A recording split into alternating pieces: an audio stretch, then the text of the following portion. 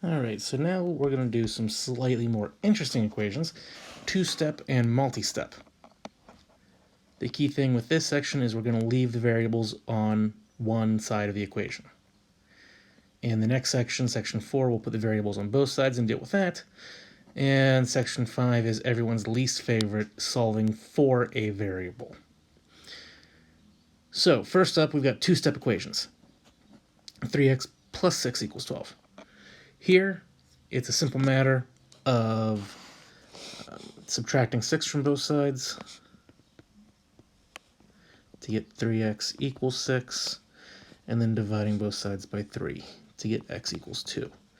Two-step equations are pretty nice that way, in that we will add or subtract the number over that's not attached to the variable, and then we'll multiply or divide by whatever's attached to the variable. So in the next problem, this 6 is the first thing that's got to go.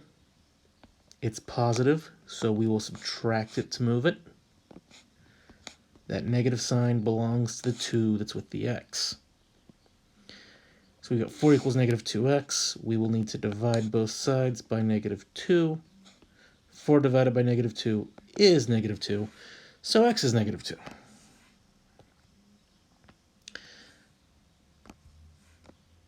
Next up is another two-step problem.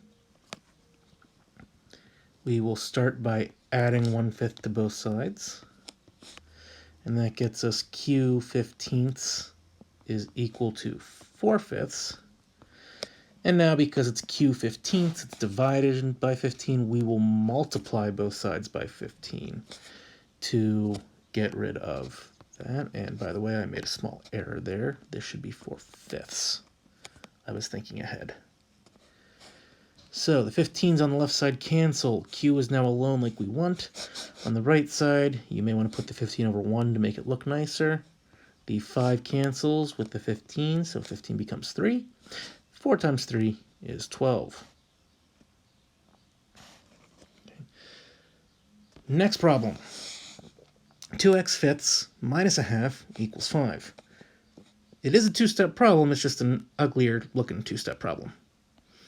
So we'll start by adding a half to each side to get 2/5 x equals 11 halves.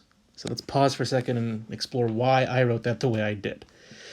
First, splitting the x out of 2/5. Well, that's because that's a fraction, and I know to deal with the fraction, I'm going to have to deal with its reciprocal. I just want x out of there to make life easier. The reason that I did 5 plus a half becomes 11 halves is because you get 5 and 1/2. 5 and 1/2, 2 times 5 is 10, plus 1 is 11 halves. I'm doing that because I know that my next step is going to be multiply by the reciprocal of the fraction. So that's 5 over 2. Fractions will cancel on the left side. On the right side, all I can do is multiply. 11 times 5 is 55. 2 times 2 is 4. We are leaving those alone this year. Remember, Algebra 1, you are absolutely allowed to have an improper fraction. So leave that as 5/4. Now the next problem, a bit more interesting, because it's got like terms. So before I can worry about solving it, I need to put the things that have x together. 6x minus 8x is negative 2x. And the plus 3 equals 13 isn't touched yet. Now we have a two-step equation. Now we can subtract 3 from both sides so that negative 2x is equal to 10. And we can divide both sides by negative 2 so that x is negative 5. Next problem features distribution. We must give the 2 outside the parentheses to everything inside of it. So that's going to get us 3 plus. 2 times x is 2x. 2 times 3 is plus 6. And the equals 4 is still there.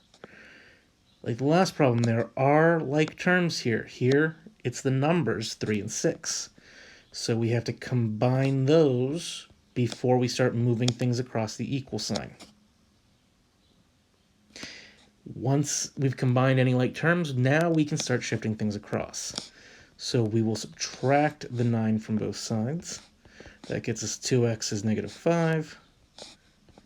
And divide both sides by 2 to get x equals negative 5 halves. Remember, leave that as it is. Okay, next problem is another one that has distribution, but it's distribution of a negative sign. So when there's just a negative sign outside of parentheses, what it does is it flips the sign of everything inside the parentheses. So x is now negative, 2 is now negative. Would help if I had written the equal sign here. There are like terms to deal with, so deal with them we shall. 6 minus 2 is 4. That negative sign belongs to the x. The 4 is positive. So we'll get 5 equals negative x, which I'm just going to carry along over here. You're not allowed to have negative x. You must make that x equals.